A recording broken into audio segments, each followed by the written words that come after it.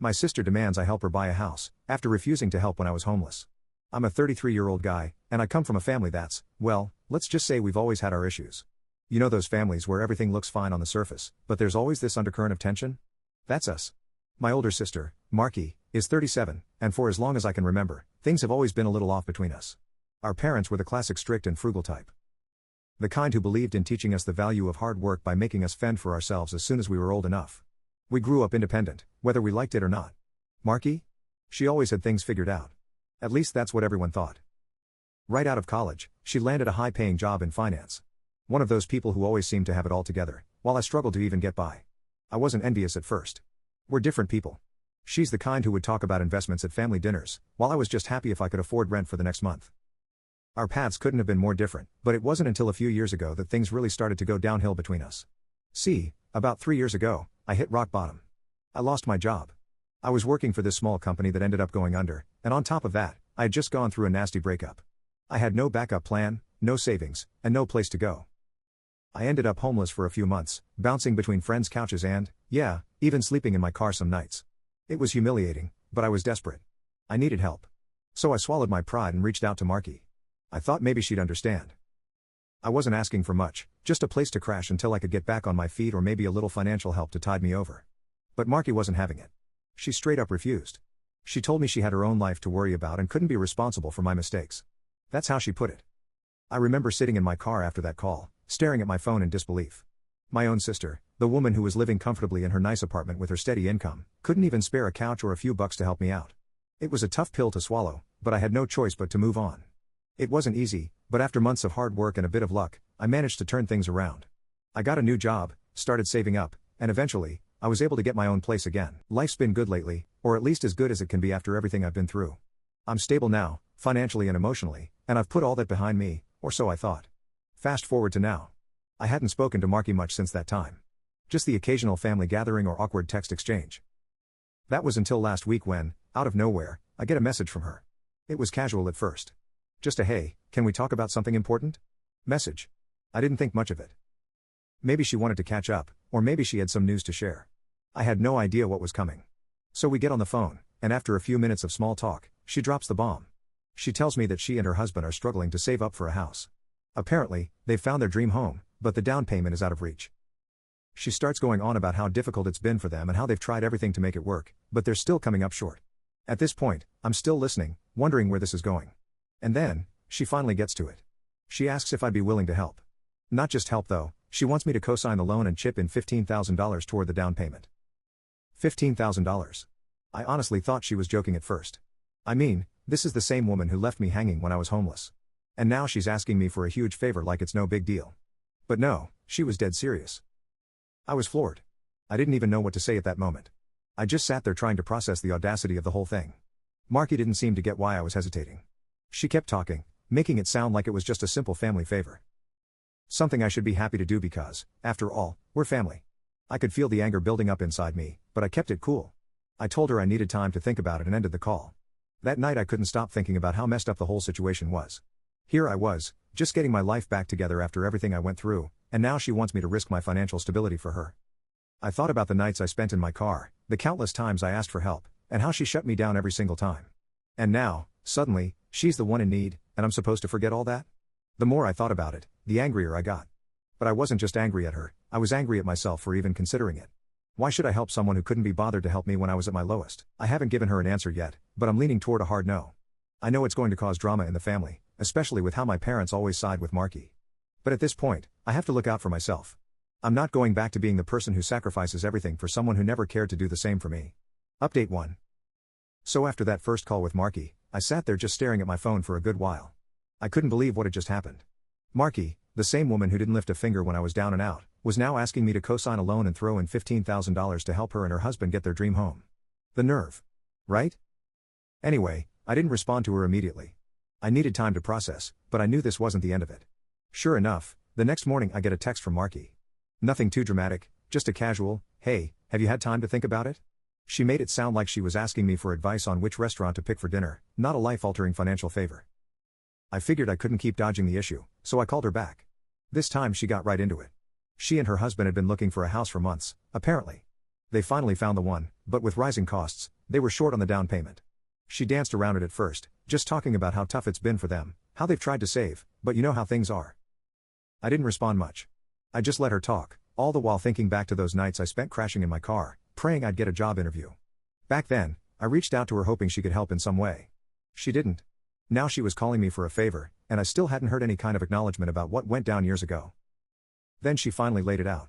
She asked if I could co-sign their loan and, oh yeah, if I could also contribute $15,000 to help with the down payment. Just like that, no hesitation.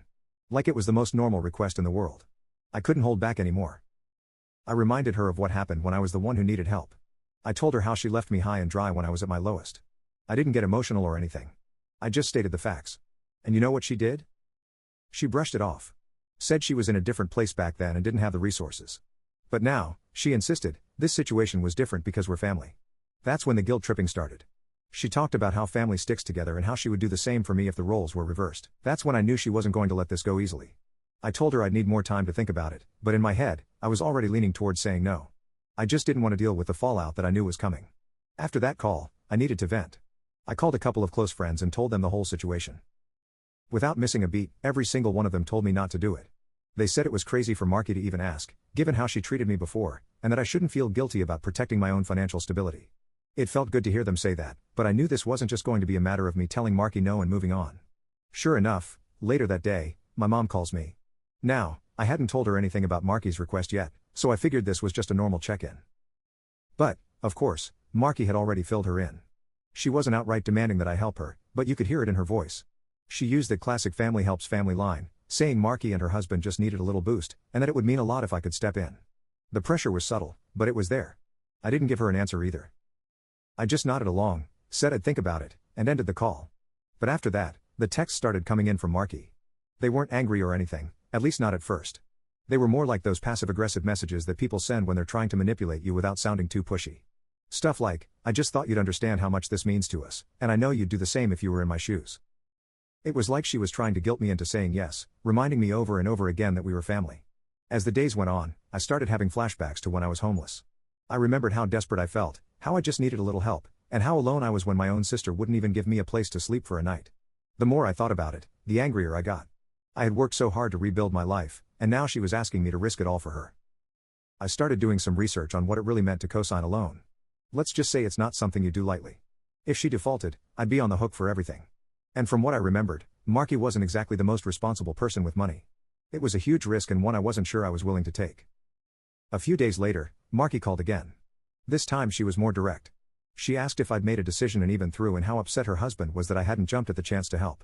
It was like she was trying to make me feel like the bad guy for not immediately offering to bail them out. I didn't give her a final answer right then, but I was getting close. I knew saying no would lead to drama. My family isn't the type to let things go quietly, but I was starting to care less about that. I had to think about my future, and co-signing a loan for someone who didn't help me when I was homeless didn't feel right, no matter how much they tried to guilt trip me. As of now, I'm leaning heavily towards saying no. I just have to figure out how to deal with the inevitable fallout when I do. Update 2. So after a few days of going back and forth with Marky and dealing with the pressure from my mom, I finally made my decision. I told Marky I couldn't help her. I wasn't going to co-sign the loan and I wasn't giving her $15,000. There was no point in dragging it out any longer. I explained that I couldn't risk my own financial future for someone who had left me to fend for myself when I was homeless. It was blunt, but it needed to be said. Marky's reaction was exactly what I expected, explosive. She didn't take it well at all. In fact, she flipped out. She accused me of being selfish, ungrateful, and even threw in some guilt trips about how I owed her for all the time she put up with me growing up. It was wild. She acted like I was the one who'd wronged her, completely ignoring the fact that when I needed help the most, she was nowhere to be found. But of course, it didn't stop there. Marky couldn't just be angry on her own. She had to bring our parents into it. My mom called me not long after, clearly upset. She asked me why I wouldn't help my sister, especially now that I'm doing better. She threw out the usual family helps family line, making it sound like I was being heartless for not stepping in. I told her exactly why. I reminded her how Marky refused to help me when I was homeless, how she said she couldn't be responsible for my mistakes, and how I had to claw my way out of that hole on my own. She didn't want to hear it. To her, that was ancient history. She actually said that. She said I needed to get over it and help Marky because apparently she's always been the golden child and deserves some help after all she's done for the family. I couldn't believe it. It was like the years of struggle I went through didn't even matter. I knew then that my mom was fully on Marky's side in this and nothing I said was going to change her mind. But not everyone in my family was against me. Later that day, my dad gave me a call. Now my dad is usually the quiet, neutral type in these kinds of situations, so I didn't expect much. But he surprised me. He told me he understood where I was coming from and that he was proud of me for standing up for myself. He even admitted that Marky has always been entitled and that this was just another example of her expecting everyone to bail her out. It was honestly a huge relief to hear that at least one person in my family saw things from my perspective. However, things escalated even further. A few days after that, I woke up to my phone blowing up with notifications. Apparently, Marky had gone on Facebook and posted this long rant about how I was abandoning the family, how I was greedy and selfish, and how I was destroying her and her husband's dream of owning a home. She painted me as the villain, and of course, friends and distant family members started chiming in, offering their 2 cents on the situation. People I hadn't spoken to in years suddenly had all sorts of opinions about my decision. It was ridiculous. I didn't respond to the post. I wasn't about to get into a public argument on Facebook, especially when Marky was clearly trying to make me look bad, but it hurt. It hurt that she would drag our private issues into the public eye like that, and it hurt even more that so many people were siding with her without even knowing the full story. And then out of nowhere, I got a message from Marky's husband. He accused me of ruining their chances of buying their dream home, said I was being petty, and that I had always been jealous of Marky's success. It was a low blow, especially since I had never once been jealous of Marky. Sure, our lives had gone in different directions, but I was content with where I was now. His message just felt like another attempt to guilt me into doing something I knew I shouldn't. Things only got worse from there. Some of our extended family started treating me differently, clearly believing Marky's version of events. They didn't say anything to my face, but the cold shoulders and awkward silences were hard to miss. It felt like I was being ostracized for simply protecting my own financial future. Thankfully, my friends were still in my corner. They reminded me that I had done the right thing, that I wasn't responsible for fixing Marky's financial mess, and that I needed to focus on my own well-being. Their support helped me stay grounded, but I'd be lying if I said the whole situation didn't make me second-guess myself. To clear my head, I decided to meet with a financial advisor. I wanted to make absolutely sure that I was making the right decision. The advisor was great. He went over everything with me and reaffirmed that co-signing a loan for someone in Marky's position would be a massive risk. He warned me about the potential fallout if Marky defaulted, and I knew right then that I couldn't afford to take that chance. Despite knowing I made the right choice, I still found myself reflecting on our family dynamic. Growing up, it always felt like I was expected to clean up after Marky, like I was the one who had to make sacrifices while she got a free pass. This situation just felt like the latest in a long line of similar events. But for the first time, I was standing my ground. For the first time in weeks, my phone was quiet. No calls from Marky. No guilt-tripping texts from my mom. It was almost eerie, like the calm before the storm. But in that quiet, I found a strange sense of peace. I realized that for the first time in years, I was putting myself first. And even if it meant losing some family relationships, I knew it was the right thing to do. Update 3, after the whole Facebook rant and the messages from Marky's husband, things went quiet. I didn't hear from Marky or her husband for several days, and honestly, it was a relief. The tension was still there lingering, but the silence gave me space to breathe. No more guilt trips, no more passive-aggressive texts. It felt strange, like the calm before a storm, but I was enjoying it while it lasted. Then out of nowhere, my parents called. There was this family reunion that had been planned for a while, one of those big events where everyone gets together, including extended family I haven't seen in years. I wasn't exactly excited about going, especially knowing Marky would be there, but my parents insisted. They thought it would be the perfect time to clear the air. I wasn't so sure about that. But after some pressure from my mom and a few "it'll be good for the family" comments, I gave in. I figured I could go, keep a low profile, and avoid any major drama. Easier said than done. The day of the reunion came, and as soon as I walked in, I could feel the tension. The room was full of familiar faces, cousins, aunts, uncles, but all I could think about was Marky. Sure enough, it didn't take long for her to find me. She walked straight up to me, not caring who was around, and immediately started in on me. In front of everyone, Marky loudly accused me of turning my back on family. She demanded to know why I wouldn't help her when she needed it. She was playing the victim, making it seem like I was the bad guy for not co-signing her loan and giving her money. She kept saying things like, "We're family, we're supposed to stick together," and made it sound like I was heartless for saying no. At first, I just stood there letting her rant, but then something inside me snapped. I'd had enough.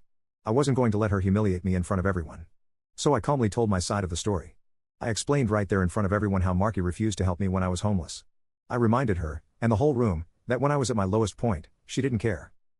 She had her comfortable life and left me to fend for myself.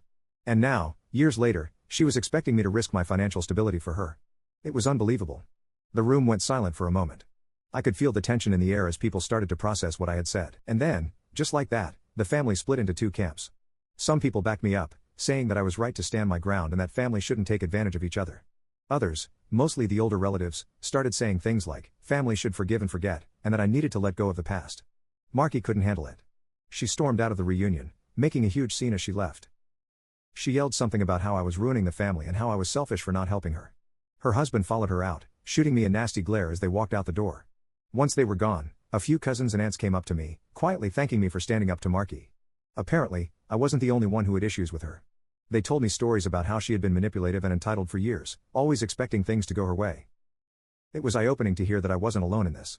But of course, the drama wasn't over. Later that night, my phone blew up with messages in the family group chat.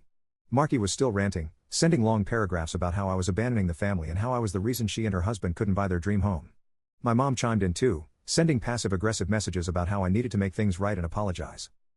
I held my ground though. I wasn't about to back down, no matter how much pressure they put on me. I repeated what I had said earlier, that it wasn't fair for Marky to expect my help now when she didn't care about my struggles back then. But I'll admit, it wasn't easy. The constant messages, the family drama, it was all starting to wear me down. At the reunion, my dad pulled me aside and dropped another bombshell. He told me that Marky and her husband were in far worse financial shape than they were letting on. They weren't just short on the down payment for the house, they were drowning in debt. The house was a last-ditch effort to stabilize their finances, but it was a risky move. Hearing that made me feel conflicted again. Part of me felt bad, knowing how bad things were for Marky. But then I remembered my own struggle, the months I spent homeless, and how Marky didn't lift a finger to help. It was hard to shake that memory, no matter how much guilt I felt. Thankfully, my friends continued to support me. They reminded me that Marky's financial mess was of her own making, and that helping her now would only enable her poor decisions. They stressed that it wasn't my responsibility to fix her mistakes, and deep down I knew they were right. But the emotional toll of it all was starting to hit me. The constant guilt-tripping, the family drama, it was exhausting. I felt drained mentally and emotionally, so I decided to start seeing a therapist. I needed help processing all the guilt and manipulation I was dealing with from my family. The therapist was great. She reinforced that I had every right to protect my own financial future, especially given Marky's past actions. Just when I thought things were starting to settle down, Marky texted me again. This time she didn't ask for money. She asked if I could at least talk to the bank and vouch for her. She insisted this was her last chance to get the house, and she was desperate. It felt like a never-ending cycle, and I knew that whatever decision I made next would come with even more fallout. Update 4. After Marky's last desperate text asking me to vouch for her at the bank, I knew I had to be clear and firm once and for all. I couldn't drag this out any longer and I definitely wasn't going to get sucked into another guilt trip. So I sent her a short, direct response. I told her flat out that I wasn't going to vouch for her, lend her money, or co-sign anything. I made it clear that this conversation was over and I wouldn't be changing my mind. It didn't take long for Marky to respond. This time she didn't try to manipulate me with guilt or subtle hints. No, she went straight for the jugular. She sent me an ultimatum. If you don't help me, you're no longer my sister. Don't ever ask for anything from me again. I was shocked. I stared at the message for a while, not sure what to even make of it. The word stung, but there was also a strange sense of finality. It was like, in that moment, I realized this had never been about family for Marky. It was about control, about her getting her way, no matter the cost. It hurt, but it also gave me the clarity I needed. Later that day, my mom called, clearly distraught. She was in tears, devastated by the feud between Marky and me. She begged me to reconsider, saying that Marky was just under a lot of stress and didn't mean what she was saying.